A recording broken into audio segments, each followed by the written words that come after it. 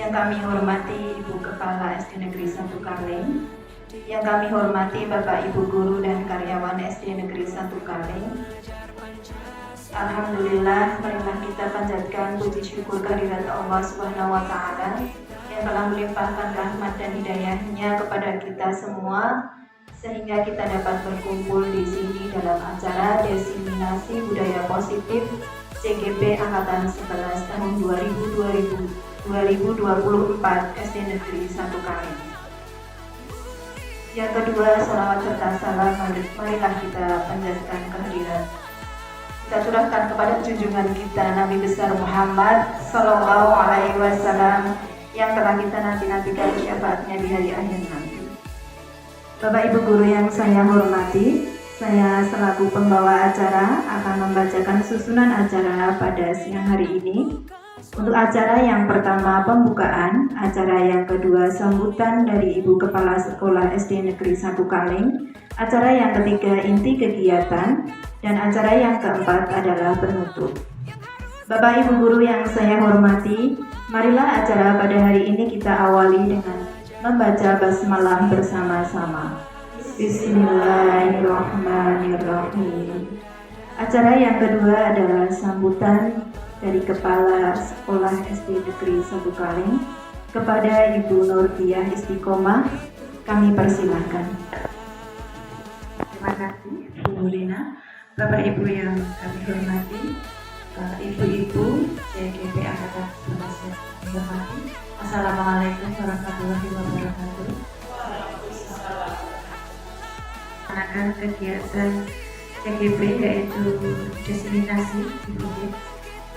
Dari kegiatan yang dilakukan oleh ibu-ibu teman kita CGP Angkatan 11. Bapak Ibu yang kami hormati, harapan saya kegiatan yang kita lakukan siang hari ini nanti bisa memberi manfaat untuk diri kita pribadi, juga untuk proses pembelajaran bersama anak-anak di kelas nanti. Semoga dengan adanya seperti ini kita bisa merubah paradigma pembelajaran menjadi pembelajaran yang lebih berpihak pada murid dan lebih bermakna.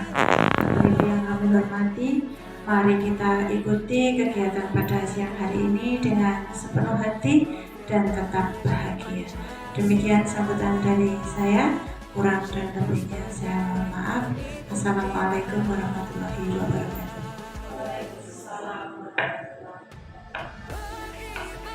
Acara selanjutnya adalah inti kegiatan yang mana akan disampaikan oleh CGP Angkatan 11 dari SD Negeri 1 Kaleng.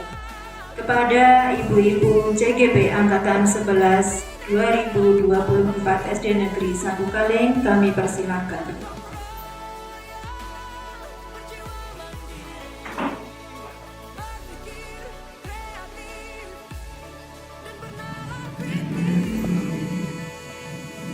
Warahmatullahi wabarakatuh. Yang saya hormati Ibu Kepala Sekolah SDN 01 Kaleng, Ibu Nurdiah SPD. Yang saya hormati Bapak dan Ibu Guru SDN 01 Kaleng. Pada kesempatan hari ini kami bertiga CGP Angkatan 11 yang terdiri atas nama Dunia Irianti SPD. Yang kedua, Ibu Eti Rahmawati SPD, dan saya sendiri Ibu Setiawi Rahayu SPD.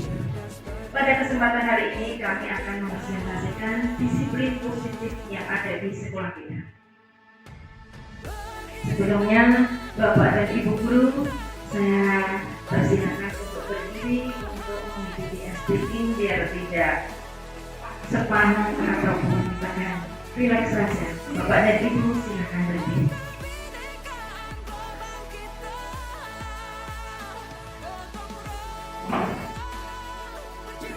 Mari Bapak Ibu dulu kita speaking sebentar untuk merilekskan otot-otot kita agar terasa nyantai, nyaman, dan tidak tegang.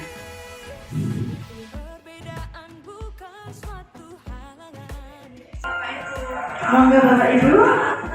Menggapai bintang, tangan ke samping burungnya terbang, tangan ke depan ikan berenang, duduk yang rapi siap berdoa.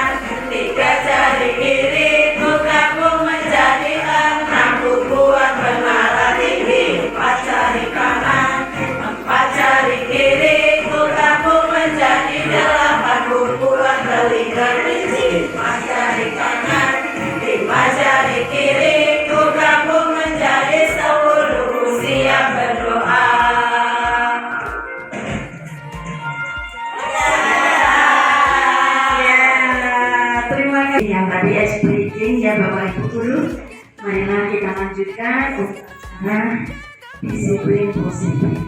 Pada kesempatan kali ini saya akan menerangkan budaya positif.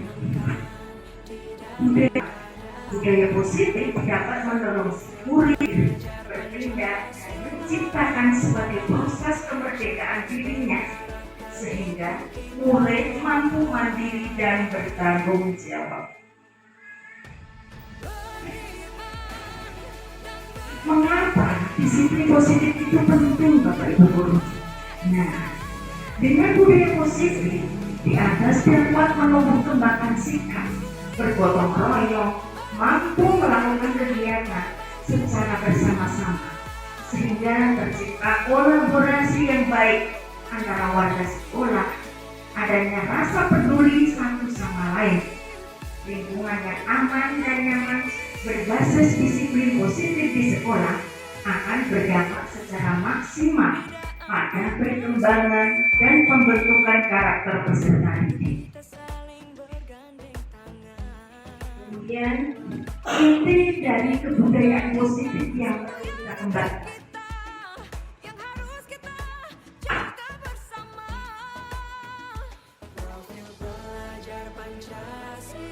Inti dari kebudayaan positif yang perlu kita kembangkan itu ada 7. Yang pertama, perubahan paradigma belajar. Yang kedua, disiplin positif. Kemudian kebutuhan dasar manusia. Kemudian motivasi perilaku manusia.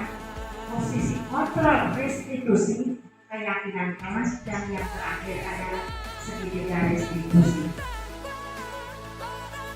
Konsepnya tadi sudah ya, lanjut.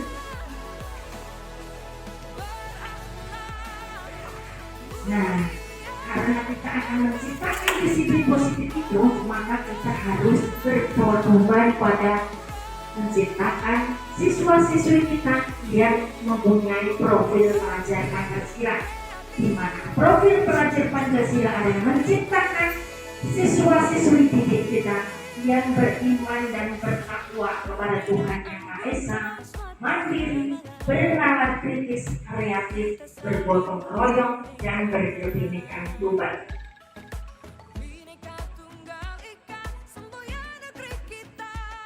Kita kupas satu persatu.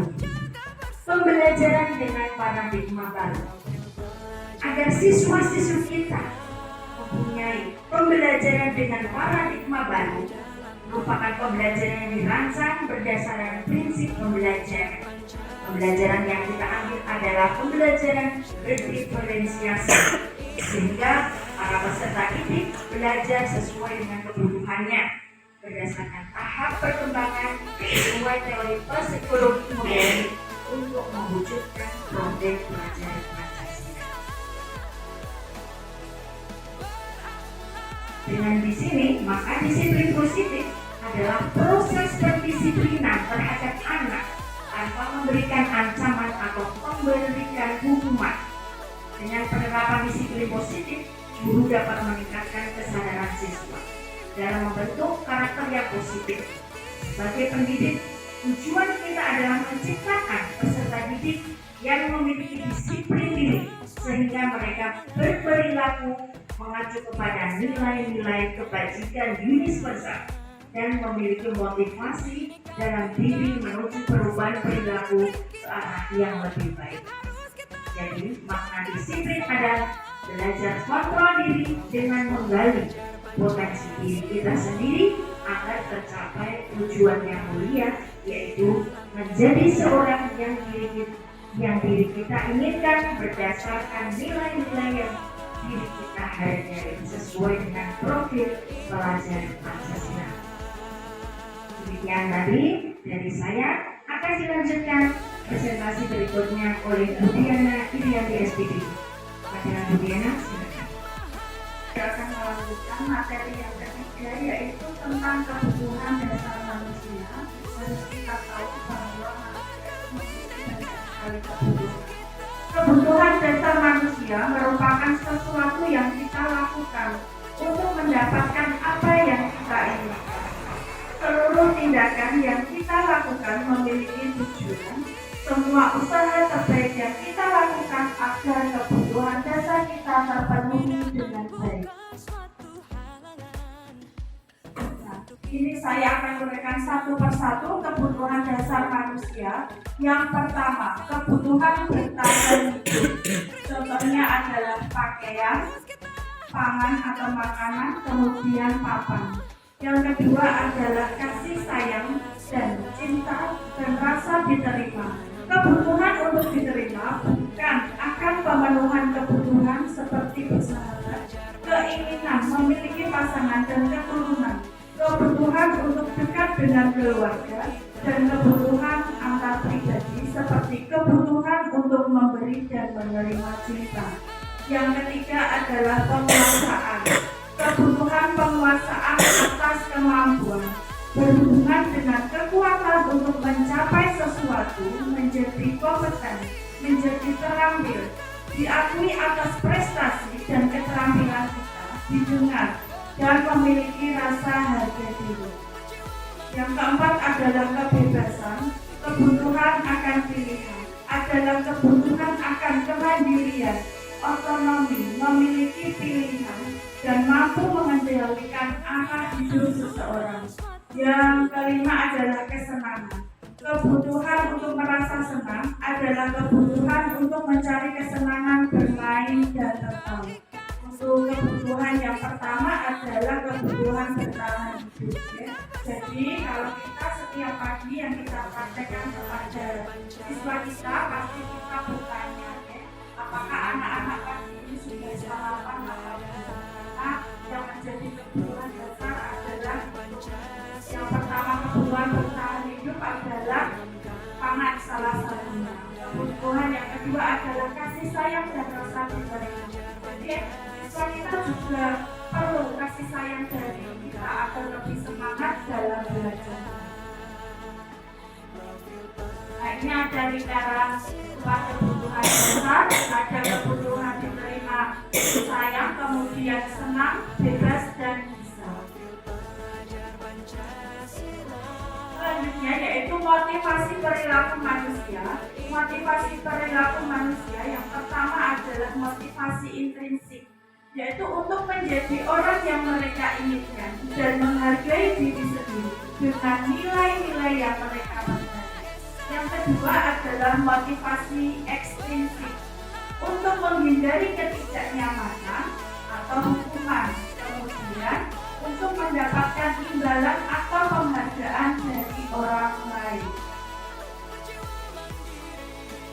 Bapak Ibu yang selama ini kita hanya tahu posisi kontrol seorang guru. Di sini nanti saya akan jelaskan bahwasanya seorang guru itu memiliki 5 posisi kontrol.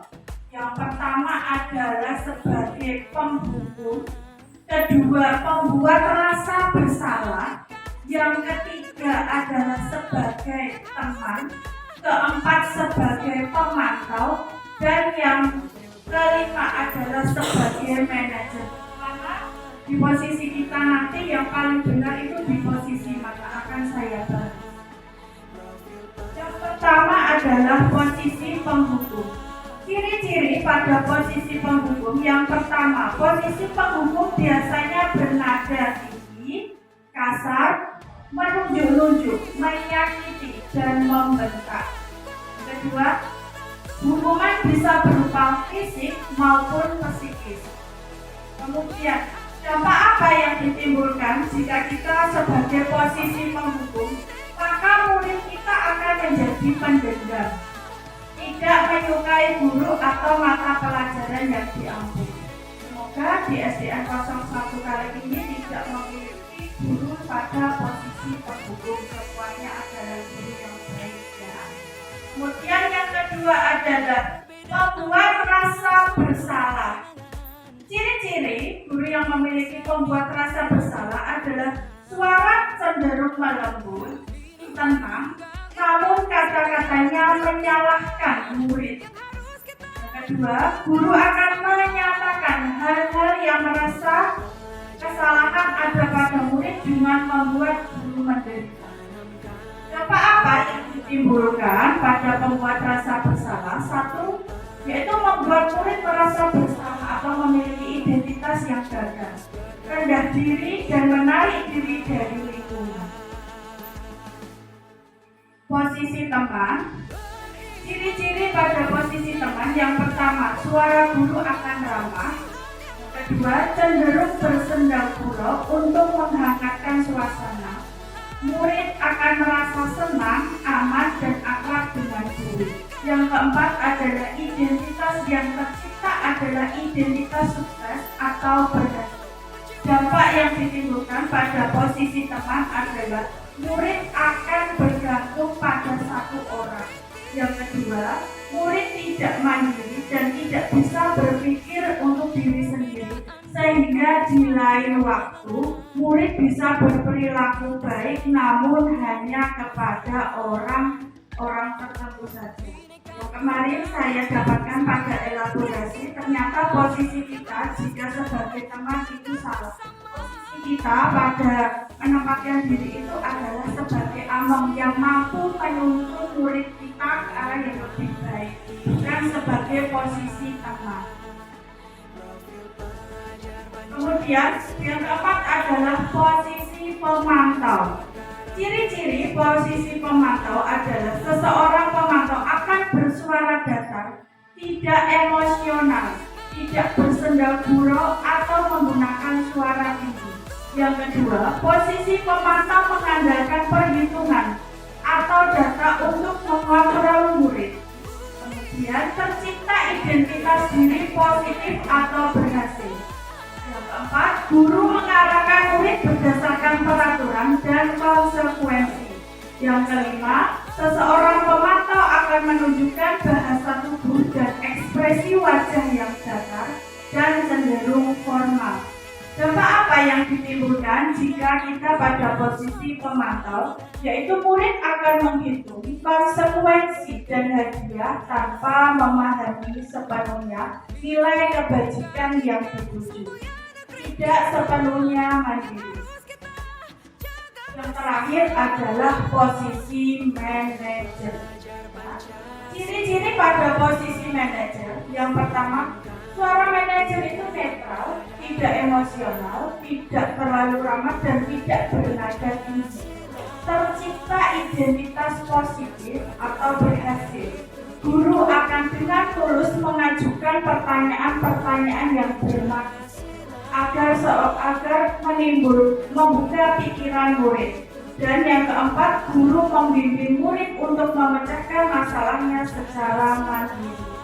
Dampak dari posisi manajer yang pertama adalah murid menjadi mandiri. Yang kedua, percaya diri dan dapat memecahkan masalah.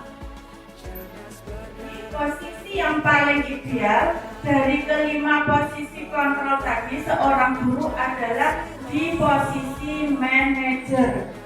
Dari kelima posisi kontrol, yang paling baik bagi seorang pendidik adalah sebagai posisi manajer.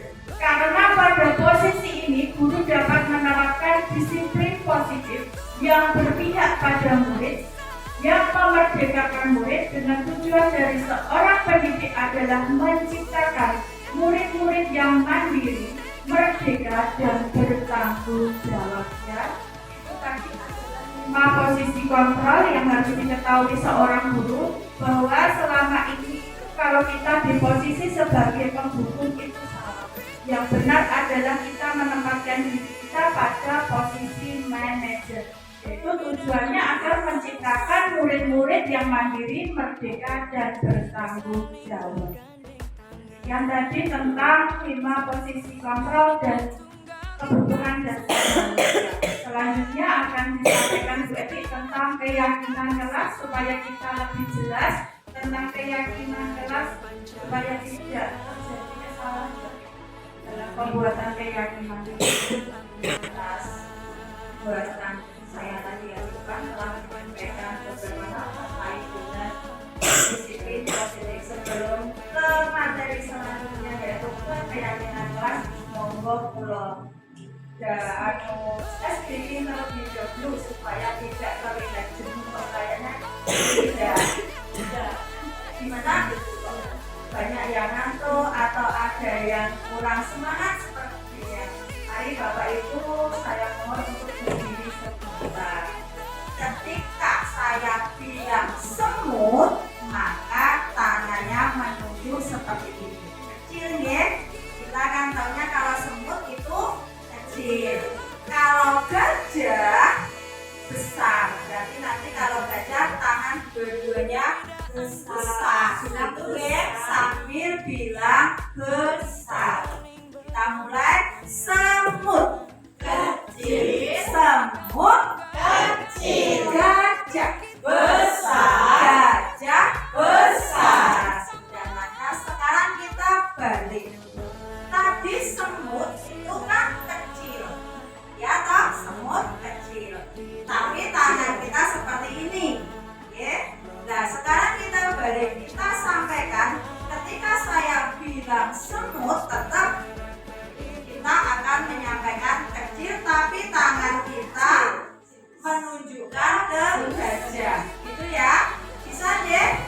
Semut kecil, gajah besar. Semut kecil, semut kecil, gajah besar. Semut gajah kecil besar. Terima kasih tepuk tangan kita semua. Alhamdulillah masih konsentrasi penuh ternyata. Terima kasih. Di sini saya akan melanjutkan kedua teman saya yang telah di depan tadi menyampaikan terkait disiplin positif. Sekarang di sini kebagian saya adalah yang pertama itu tentang keyakinan kelas. Di sini guru berperan dalam mewujudkan terbentuknya keyakinan kelas atau sekolah dengan adanya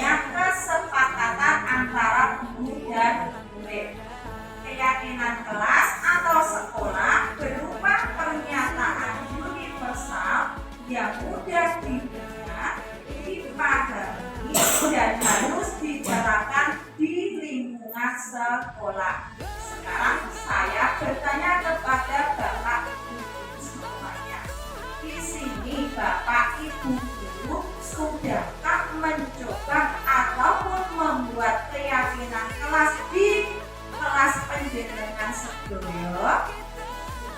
Sudah atau belum? Sudah ya.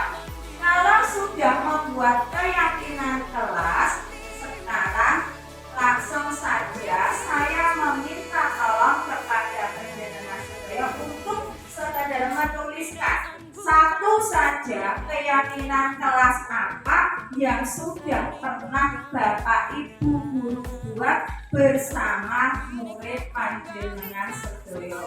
Monggo silakan dituliskan satu saja, tidak usah banyak-banyak deh Bapak Ibu guru. Seingatnya pernah menuliskan keyakinan kelas apa dan sudah pernah dibuat bersama murid-muridnya. Wow, dituliskan dulu satu saja, tidak perlu banyak-banyak. Nanti dari sini akan kita bahas kupas habis tentang bagaimana menentukan keyakinan kelas yang ideal. Nah, mungkin selama ini hanya membuat kesepakatan kelas hanya seperti itu, tidak seperti keyakinan kelas. Sambil Bapak Ibu guru menuliskan keyakinan kelas, bisa sambil melihat tayangan perumusan keyakinan kelas yang sudah kelas.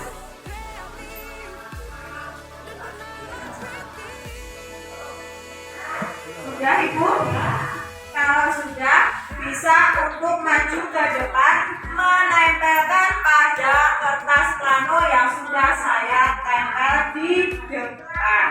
Monggo, satu saja, tidak perlu banyak-banyak karena nanti di sini kita akan lihat prosesnya bagaimana keyakinan kelas itu terumus secara ideal. Karena selama ini bahkan saya sendiri itu jika membuat keyakinan kelas hanya seperti itu, belum sampai pada tahap yang seperti ideal. Satu saja, tidak perlu banyak-banyak. Bu Dewi sudah? Oh ya, terima kasih.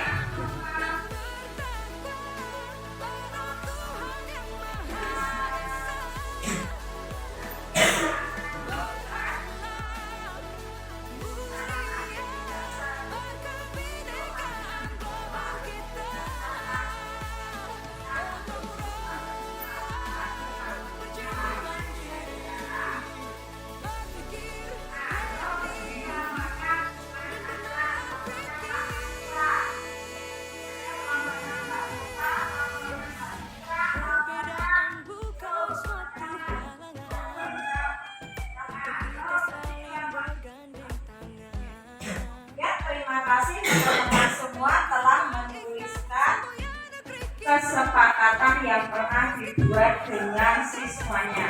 Sekarang, jika ingin merumuskan keyakinan kelas, yang pertama adalah menyaring atau bertanya dulu kepada siswa atau sekedar mengadakan curah pendapat dengan siswa. Seperti yang saya contohkan dengan Bapak Ibu guru tadi, di sini sudah terkumpul 1, 2, 3, 4, 5, 6, 7 yang pernah dirumuskan oleh Bapak Ibu di kelasnya masing-masing. Yang pertama, tidak membuang sampah di kelas dan menjaga kebersihan dan kerapian kelas. Yang kedua, wajib membawa buku. Yang ketiga, tidak ramai. Yang keempat, tidak boleh makan. Yang berikutnya, wajib memakai kaos. Berikutnya, tidak boleh mengambil barang milik orang lain. Berikutnya, tidak boleh bertengkar. Berikutnya, tidak membuang sampah. Berikutnya, mengucapkan salam. Dan yang paling terakhir, tidak terlambat. Hampir di sini semuanya mengawali dengan kata tidak. Nah, di sini yang ingin saya luruskan kepada Bapak Ibu, setelah kemarin saya mengikuti kegiatan lokakarya, bahwa kalau kita membuat keyakinan kelas itu tujuannya apa Bapak Ibu? tujuannya apa? Jenengan damel keyakinan kelas itu tujuannya untuk apa? Tentunya untuk mendisiplinkan. Ya, mendisiplinkan di sini berarti siswa diharapkan dengan adanya keyakinan, maka siswa itu nanti harus bisa disiplin. Tetapi di sini diawali dengan kata tidak semua. Nah, kata tidak itu merupakan kata negatif dan tidak diperbolehkan digunakan dalam keyakinan kelas. Mengapa? Karena dengan Bapak Ibu menggunakan kata tidak, berarti di situ bukan siswa yakin sadar aku harus seperti ini, tidak, tetapi siswa itu cenderung takut. Aku kok yen orang ini aku dihukum, yen aku orang ini aku didenda, yen aku orang ini aku kok ngene. Itu adalah membuat siswa takut. Padahal di sini tujuan utama kita adalah mendisiplinkan supaya siswa itu yakin, siswa itu disiplin. Maka setelah dibuat rumusan bersama siswa, langkah berikutnya adalah mengubah keyakinan ini tadi ke dalam bentuk kalimat positif. Kalimat positif itu adalah dengan kalimat yang diawali bukan kata tidak atau jangan. Jadi tidak boleh menggunakan kata tidak atau kata jangan. Nah, di sini seperti yang nomor 1, mari kita bahas bersama. Tidak membuang sampah di kelas dan menjaga kebersihan dan kerapian kelas. Maka yang seharusnya kita tuliskan apa Bapak Ibu? Ya, seperti yang disampaikan Bu Nurmala, membuanglah sampah di tempatnya. Ya. Lanjut yang kedua, wajib membawa buku sesuai jadwal. Seperti itu kira-kira sampun positif nopo derek? Wajib membawa buku sesuai jadwal. Jika dibuat menjadi kalimat yang lebih positif, kira-kira bagaimana Bapak Ibu? Nah, kata wajibnya dihilangkan saja. Jadi cukup kita tuliskan membawa buku sesuai jadwal. Lanjut yang ketiga, tidak ramai di ruang kelas. Berarti kita rubah menjadi tidaknya kita hilangkan. Kenapa budaya? Tenang di dalam kelas bisa, atau menjaga ketenangan. Kalau menjaga negatif lagi ya, tenang di dalam kelas.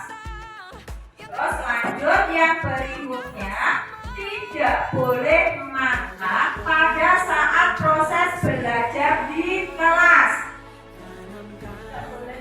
Tidak boleh makan saat proses belajar di kelas. Pripun dirubah pripun? Karena kata itu masih menggunakan tidak, berarti masih pada kalimat negatif.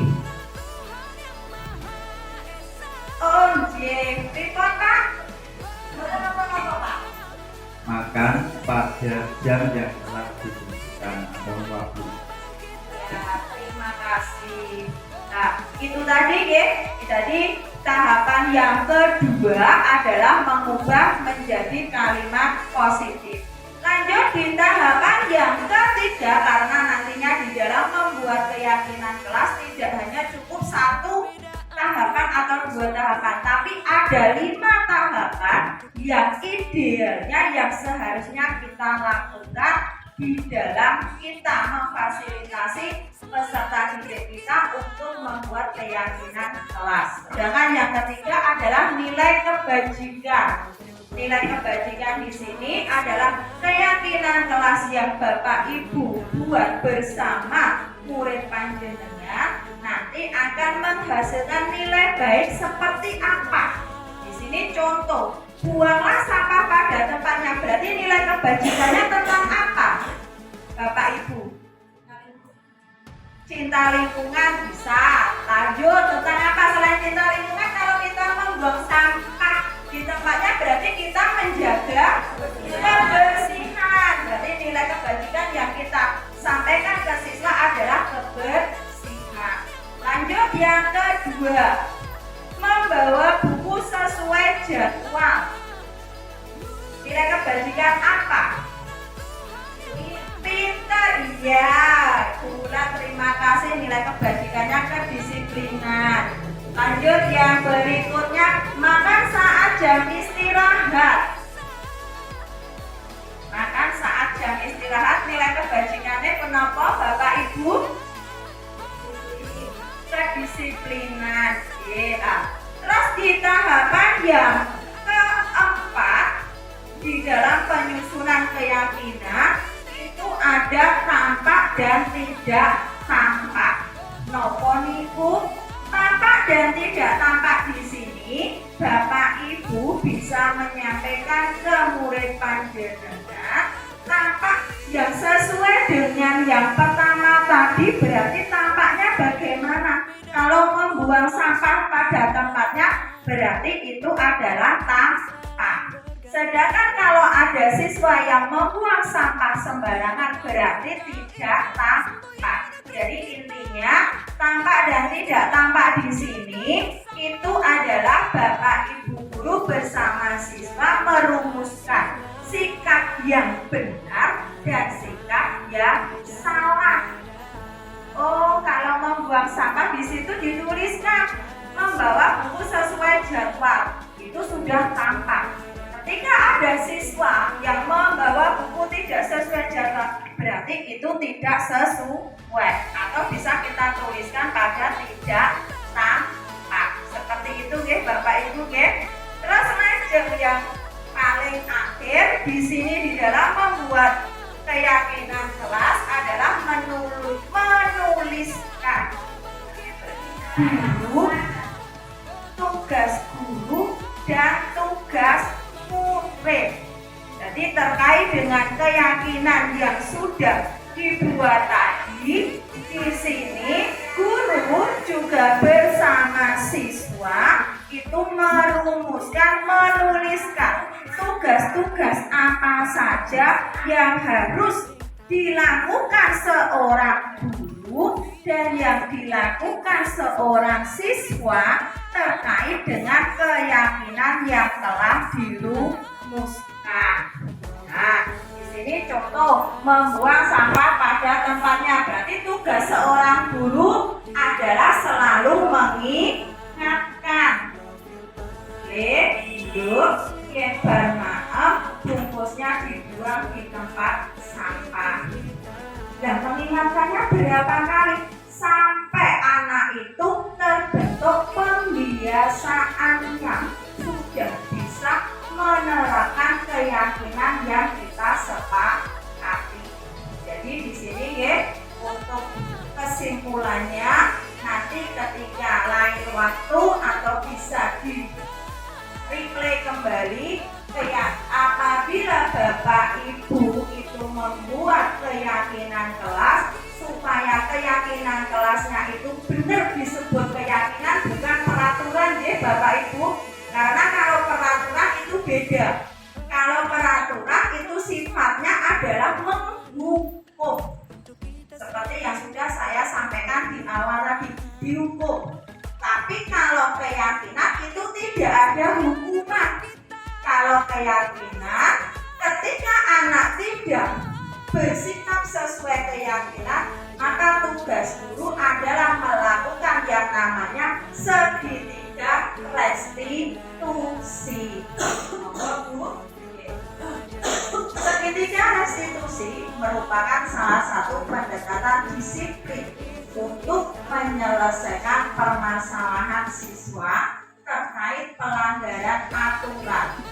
Pendekatan ini menekankan pada dialog, tanggung jawab, dan pemulihan alih-alih hubungan.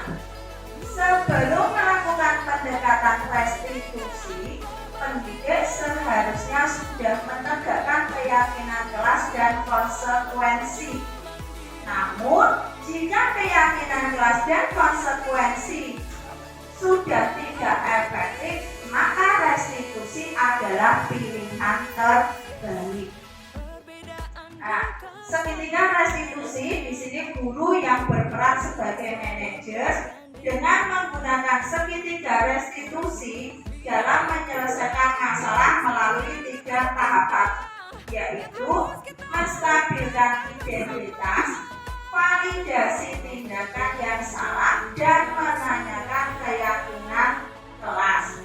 Nah, di sini tadi terkait dengan keyakinan kelas tadi, tahapan yang pertama, jika ada siswa yang tidak atau perlakuannya, tingkah lakunya tidak sesuai dengan keyakinan kelas, boten dihukum, tetapi kita menyelesaikan dengan segitiga restitusi. Jadi di sini yang pertama, dalam segitiga restitusi ada 3 tahapan yang perlu Bapak Ibu lakukan. Yang pertama itu adalah menstabilkan identitas. Jadi tadi sudah disampaikan posisi kontrol tadi, menstabilkan identitas di sini itu dimaksudkan adalah stabil identitas guru dan stabil identitas siswa. Jadi ketika akan melakukan segitiga restitusi, kontrol guru juga harus ditenangkan dulu. Jadi ketika guru masih emosinya di atas atau masih memuncak, jangan dulu melakukan segitiga restitusi. Baru ketika kita sudah merasa tenang, kita sudah merasa enak, baru kita bisa melakukan yang namanya menstabilkan identitas. Lanjut, langkah yang kedua adalah validasi tindakan yang salah. Di validasi di sini tugas Bapak Ibu guru adalah menanyakan mengapa anak itu tidak sesuai dengan keyakinan, mengapa anak itu bersalah, mengapa anak itu melakukan kesalahan. Mungkin ada beberapa kebutuhan anak yang tidak terakomodir secara sempurna. Contoh kasus dari anak laki-laki yang menjaga anak perempuan, itu bisa kita sikapi. Mungkin kalau kita belum menanya deh, mungkin dia hanya sedang bercanda dengan temannya, atau mungkin dia menjaga itu dia pengen dirinya itu dianggap ada. Nah, itu adalah tentang tadi. Sedangkan yang ketiga adalah menanyakan keyakinan. Jadi di tahapan akhir adalah menanyakan keyakinan terkait dengan yang sudah dibuat bersama Bapak Ibu guru. Ini akan saya tampilkan contoh kasus dalam segitiga restitusi, sambil di sini saya juga mempunyai 3 kasus. Nanti tolong ada perwakilan satu saja untuk maju ke depan menerapkan segitiga restitusi yang sesuai, sambil melihat contoh segitiga restitusi di depan.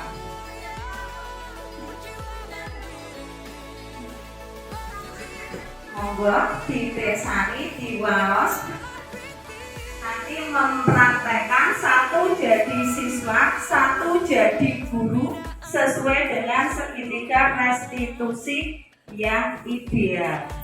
Monggo Bapak Ibu, yang menjadi siswa siapa, yang menjadi guru siapa, mempraktekkan segitiga restitusi. Pun mau boten sak royoan, monggo. Oh, niku pripun Bu? Oh, ajeng baca, oh nggih. Mengke budane dados guru nggih, Bu malah dados muridnya. Mboten napa-napa kan iki namung praktek, Bu. Niku maksudnya ini maksudnya di situ sudah saya sampaikan ada sebuah kasus. Oke. Kasus tersebut silakan jenengan menyelesaikan kasus itu dengan prinsip segitiga restitusi seperti yang sudah saya sampaikan di depan tadi. Jadi yang pertama ada menstabilkan dulu, menstabilkan itu mboten parem dukani nggih Bapak Ibu. Lajeng yang kedua adalah memvalidasi. Yang terakhir adalah mengingatkan keyakinan kelas. Seperti itu, monggo. Satu saja siapa yang berperan sebagai guru dan siapa yang berperan sebagai siswa. Kasusnya pun bebas. Kasus A pareng, kasus B pareng, kasus C pareng. Monggo Bapak Ibu praktek ke depan sebentar supaya kita lebih paham tentang segitiga restitusi.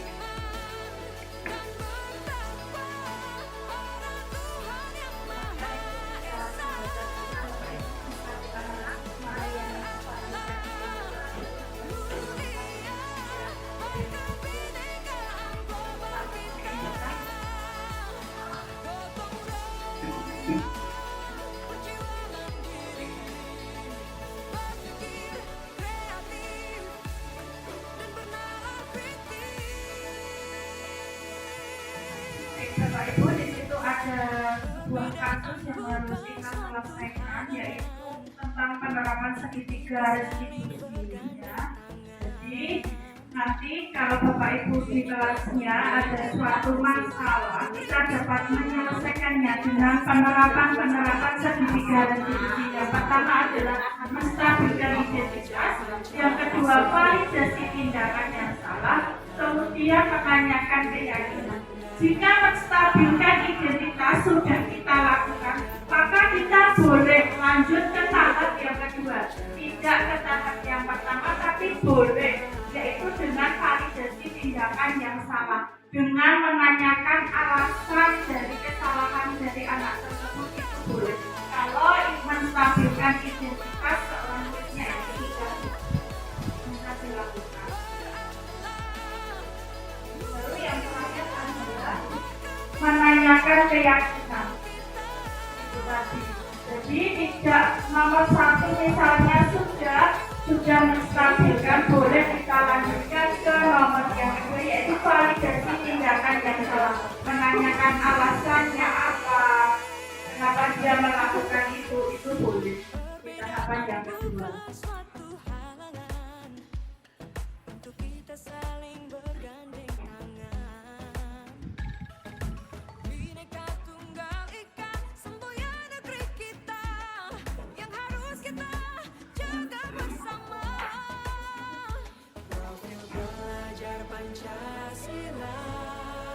Mbak Dewi.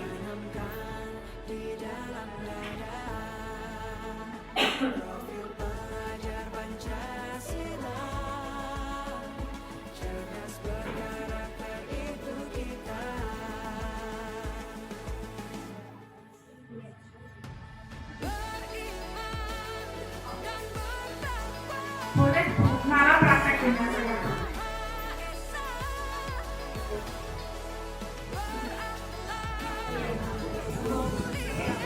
Untuk kasus tersebut ada yang menjadi siswa, ada yang menjadi guru sebagai manajer, dan ada sebagai pemantau. Ya, nanti tahu secara kita melakukan penerapan segitiga restitusi yang benar. Kalau praktek nanti akan tahu.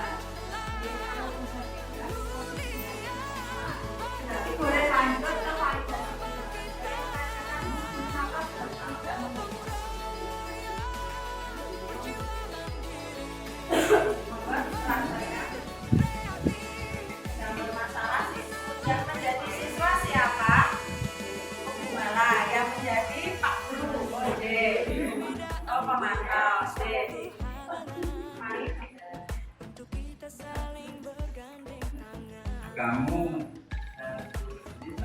apa masalahnya? Tahu Pak, Masalahnya apa? saya sering tidak mengerjakan PR di kelas. Saya sering ngakali teman-teman di kelas.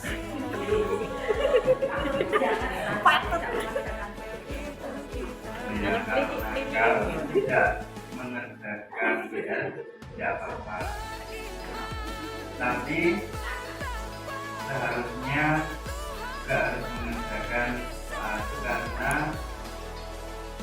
merupakan keyakinan yang telah kita sepakati sama kita. Iya Pak. Ya, keyakinan yang kita buat bersama itu masih ingat apa? Jadi Pak harus rukun dengan teman sekelas. Kemudian selalu mengerjakan tugas dari bapak atau ibu guru. Ya, betul, berarti untuk kedepannya harus lebih rajin dan tidak melupakan harus apa yang kamu lakukan sesuai dengan keyakinan. Ya Pak, nanti saya tidak akan mengulangi lagi. Saya akan rukun dengan teman dan saya akan selalu mengerjakan tugas saya sebagai murid. Ya, terima kasih. Silakan kembali ke kelas.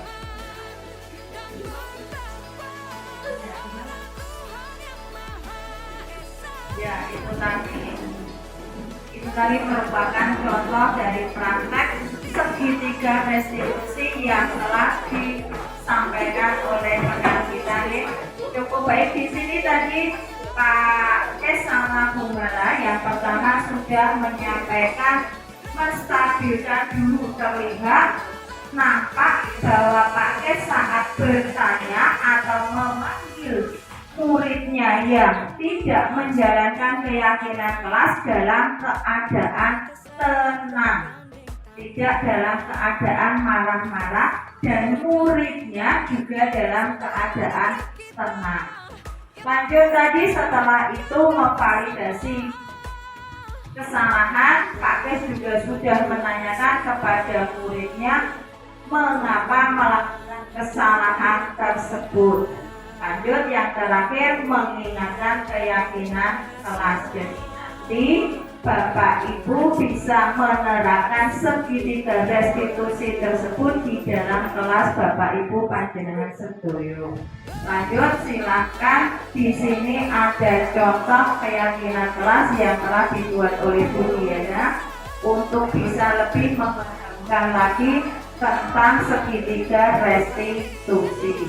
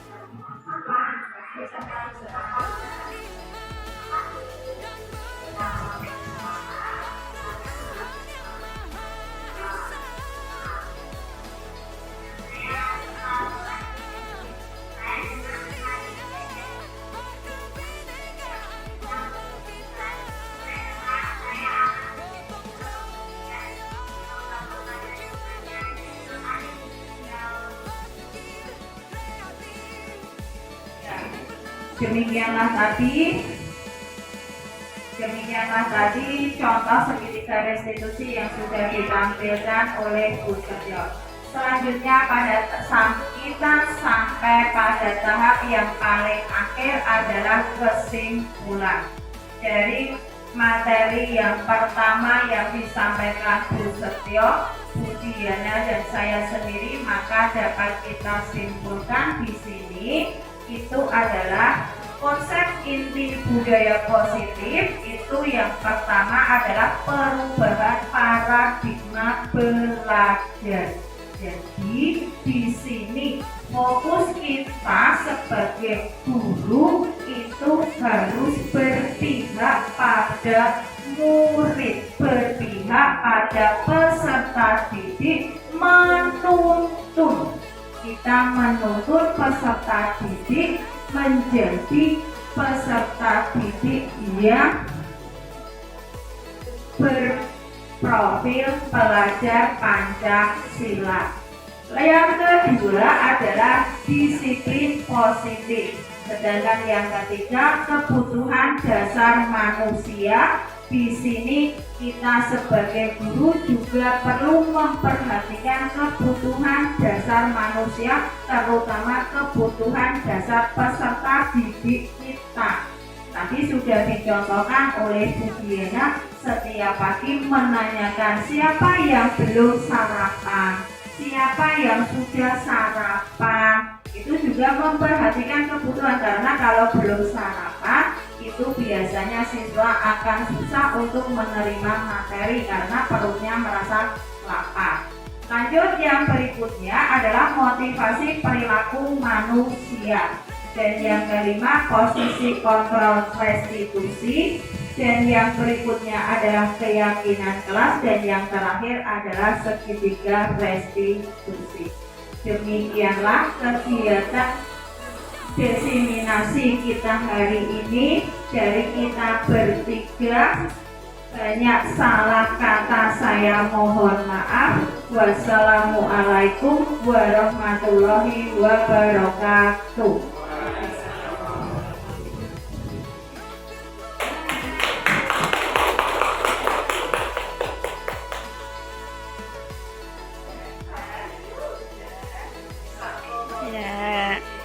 Demikian tadi acara disiplin budaya positif yang sudah dipaparkan oleh calon guru penggerak angkatan 11 dari SD Negeri 1 Kaleng. Semoga memberi manfaat bagi kita semua dan anak didik kita. Amin amin ya robbal alamin. Untuk acara selanjutnya adalah menutup. Mari kita tutup acara pada siang hari ini dengan membaca hamdalah bersama-sama. Alhamdulillahirabbil alamin. Saya selaku pembawa acara ada salah kata, mohon maaf. Billahi taufiq wal hidayah. Wassalamualaikum warahmatullahi wabarakatuh.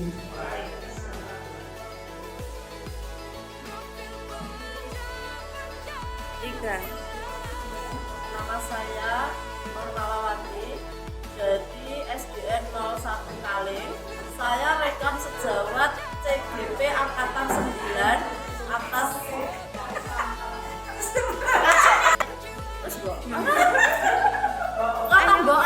Mbak. Sing angkatan 11 mau baik kan kita lanjut ke. Lah kok sing kita akuak.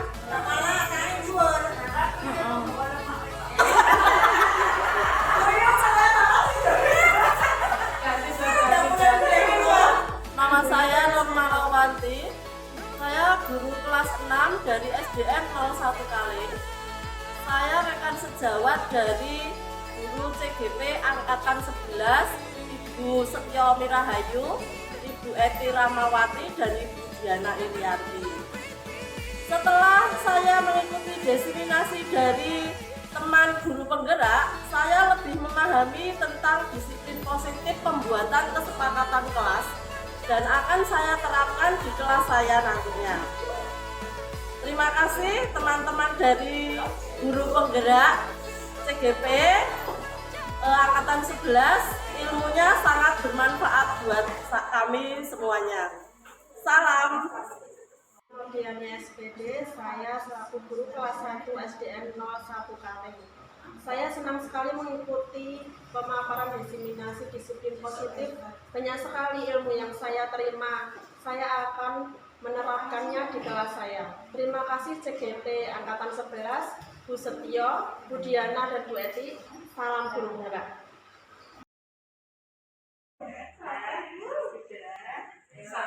Ya.